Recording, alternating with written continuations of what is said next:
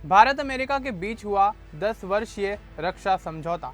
पाक ने की गाजा में 20,000 सैनिक भेजने की तैयारी। किंग चार्ल्स के भाई एंड्रयू से छिनी सभी शाही उपाधियां। ऑस्ट्रेलिया में क्रूज शिप से छूटी बुजुर्ग महिला की मौत। ट्रंप ने की नियम फिलिबस्टर खत्म करने की मांग।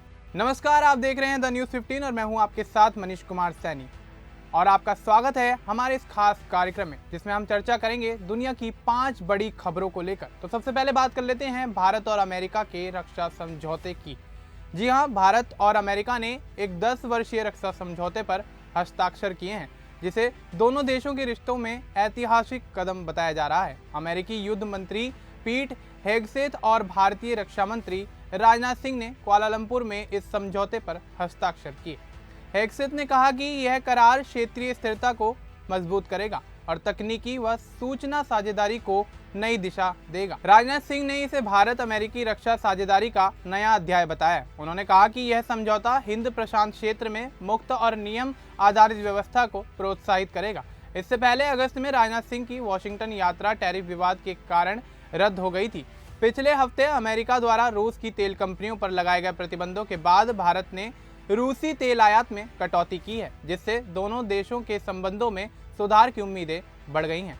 हाल ही में विदेश मंत्री एस जयशंकर और अमेरिकी विदेश मंत्री मार्को रूबियो की मुलाकात में भी द्विपक्षीय संबंध मजबूत करने पर सहमति बनी थी। यह रक्षा समझौता भारत और अमेरिका की रणनीतिक साझेदारी को नई मजबूती देने की दिशा में अहम कदम माना जा रहा है। अब रुक कर लेते हैं अगली खबर का, जो कि पाकिस्तानी सेना को लेकर आ रही है।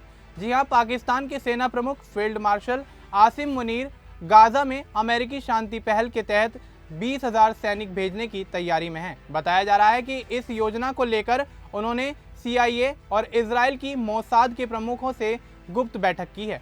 इसे आसिम मुनीर का कूटनीतिक दांव माना जा रहा है, लेकिन विशेषज्ञ इसे पाकिस्तान और इजराइल दोनों के लिए जोखिम भरा कदम बता रहे हैं।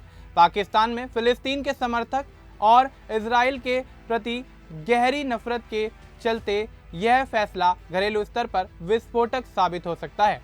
अब पाकिस्तानी सेना लंबे समय से खुद को इस्लामी हितों का रक्षक बताती आ रही है। ऐसे में इजराइल के साथ किसी भी प्रकार का सहयोग कट्टरपंथी गुटों को भड़का सकता है। इससे देश में राजनीतिक अस्थिरता और हिंसा बढ़ने की आशंकाएं हैं।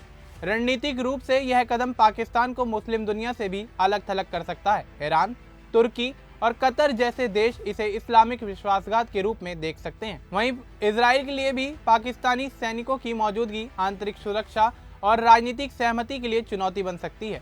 विशेषज्ञों के मुताबिक यह मिशन शांति के बजाय नए संकट को जन्म दे सकता है। इसके बाद रुक कर लेते हैं अगली खबर का, जो कि ब्रिटेन के किंग चार्ल्स को लेकर आ रही है। ब्रिटेन के किंग चार्ल्स तृतीय के छोटे भाई एंड्रयू अब अपनी शाही उपाधियों और विशेषाधिकारों से वंचित हो गए हैं। बकिंघम पैलेस ने घोषणा की है कि उनसे प्रिंस और ड्यूक ऑफ यॉर्क की उपाधि वापस ली जा रही है। साथ ही उन्हें विंडसर कैसल परिसर स्थित अपने घर रॉयल लॉज से भी बाहर जाना होगा। अब उन्हें एंड्रयूज माउंटबेटन विंडसर के नाम से जाना जाएगा। यह फैसला एंड्रयू के अमेरिकी यौन अपराधी जेफरी एपस्टीन से जुड़े विवादों के बाद लिया गया है। हाल ही में उन पर चीनी जासूस से संबंधों के आरोप भी लगे थे। पैलेस ने कहा है कि राजा और रानी अत्याचार झेलने वाले सभी पीड़ितों के साथ हैं, भले ही एंड्रयू सभी आरोपों से इनकार करते रहे हों। एंड्रयू पहले ही सार्वजनिक जीवन से दूरी बना चुके हैं और हिज रॉयल हाइनेस की उपाधि का प्रयोग बंद कर चुके थे। उन्होंने बयान में बताया कि आरोप शाही परिवार के कामकाज से ध्यान भटका रहे हैं, इसलिए वे सभी सम्मान छोड़ रहे हैं। उनकी पूर्व पत्नी सारा फर्ग्यूसन भी अब डचेस ऑफ यॉर्क की उपाधि नहीं रखेंगी। हालांकि उनकी बेटियों की उपाधियों पर इसका कोई प्रभाव नहीं पड़ेगा। इसके बाद रुक कर लेते हैं अगली खबर पर, जो कि ऑस्ट्रेलिया से आ रही है। जी हां, ऑस्ट्रेलिया के ग्रेट बैरियर रीफ आइलैंड पर एक दर्दनाक हादसा सामने आया है, जहां 80 वर्षीय बुजुर्ग महिला सुजैन रीस की मौत हो गई है। दरअसल सुजैन रीस एक क्रूज शिप यात्रा पर थी, लेकिन लापरवाही के चलते उन्हें लिजार्ड द्वीप पर छोड़ दिया गया। यह घटना उनके दौरे के दूसरे दिन की है, जब सभी पर्यटक द्वीप पर घूमने उतरे थे। क्रूज स्टाफ की गलती से सुजैन वहीं रह गईं, जबकि बाकी पर्यटक और जहाज आगे बढ़ गया। करीब 5 घंटे बाद जब क्रूज के कर्मचारियों को अपनी गलती का एहसास हुआ और वे महिला को वापस लेने पहुंचे तब तक सुजैन रीस की मौत हो गई थी। माना जा रहा है कि द्वीप की गर्म और कठिन परिस्थितियों में फंसी होने के कारण उनकी मौत हुई। सुजैन की बेटी ने क्रूज कंपनी कोरल एक्सपीडिशन पर लापरवाही का आरोप लगाते हुए कहा कि कंपनी की जिम्मेदारी थी कि सभी यात्रियों को सुरक्षित वापसी सुनिश्चित की जाए।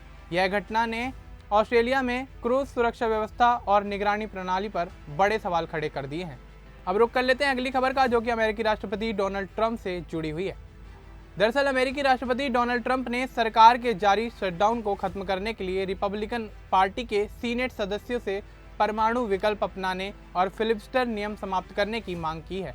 ट्रंप ने ट्रुथ सोशल पर लिखा कि रिपब्लिकन अब अपना ट्रंप कार्ड खेलें और साधारण बहुमत से कानून पारित करने की राह खोलें। उनका यह बयान एशिया दौरे से लौटने के बाद आया है। फिलिबस्टर अमेरिकी सीनेट का नियम है जिसके तहत किसी विधेयक को पारित करने के लिए 60 वोटों की जरूरत होती है। ट्रंप ने कहा कि पहले कई डेमोक्रेट सीनेटर भी यह नियम में बदलाव चाहते थे, लेकिन अपनी पार्टी का समर्थन नहीं जुटा पाए। उन्होंने दावा किया कि अगर डेमोक्रेट्स सत्ता में होते तो वे बिना हिचक फिलिबस्टर खत्म कर अपने एजेंडे को आगे बढ़ाते। वर्तमान में सीनेट में रिपब्लिकन के पास 53 सीटें हैं, इसलिए फिलिबस्टर हटाने के लिए आवश्यक समर्थन को लेकर संशय है। शटडाउन को 1 महीने से अधिक हो गया है, जिससे सरकारी कामकाज बाधित हो चुका है। अगर जल्द ही यह नहीं रुका तो SNAP जैसी सामाजिक योजनाएं और हवाई उड़ान सेवाएं प्रभावित हो सकती हैं। तो ये तो दुनिया की तमाम खबरें जो कि इस वक्त टॉप पर बनी हुई हैं। ऐसी ही और खबरों से जुड़े रहने के लिए आप बने रहें द न्यूज़ 15 के साथ।